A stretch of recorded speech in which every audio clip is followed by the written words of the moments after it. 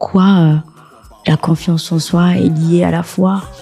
Parce que souvent, on a plutôt tendance à dire, mais quand une personne qui est confiante en elle-même, elle paraît plutôt être une personne orgueilleuse, arrogante. Et souvent, on a tendance à dire, ah non, mais Dieu veut qu'on soit humble. Alors, comment se positionner en fait? C'est une excellente question. Ouais. Et il faut vraiment lire la Bible. Parce qu'en Ouais. fait, quand on lit la Bible, on se rend compte qu'il n'y a pas une personne qui est beaucoup plus confiante en elle que Dieu, justement. Lorsqu'on lit la Bible et lorsqu'on voit comment Dieu parle de lui-même, on est juste estomaqué. Il Ouais. n'y a pas un Dieu plus grand que moi, nul n'est comparable à moi. Est-ce que c'est de l'orgueil? Non, c'est la nature de Dieu.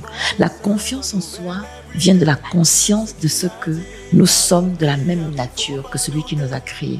Et je dis souvent que ne pas avoir confiance en soi, c'est une façon de renier notre nature. Mais en fait, les gens le font sans le savoir. Mais pour moi, c'est comme ça que je l'ai compris. C'est ainsi que j'ai compris ça en me disant, waouh! Je le faisais sans avoir été, avant que je ne sois convertie, mais depuis que je suis convertie, je me suis rendu compte qu'en fait, je faisais des choses, et souvent l'apôtre Ivan me dit, notre pasteur, il dit souvent qu'il y a des choses que l'esprit, on ne t'a pas appris quelque part, mais c'est l'esprit qui te l'enseigne.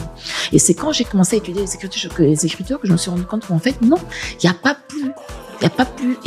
pas un fondement plus solide que la parole de Dieu pour bâtir sa confiance en soi. Exactement. Parce que c'est exactement de cela que Dieu nous parle. Lorsque Dieu nous dit que tu es une créature si merveilleuse, lorsque Dieu dit ne crains rien, je suis avec toi, lorsque Dieu dit je t'ai fait à mon image, en fait Dieu, de la Genèse à l'Apocalypse, Dieu nous montre que au contraire,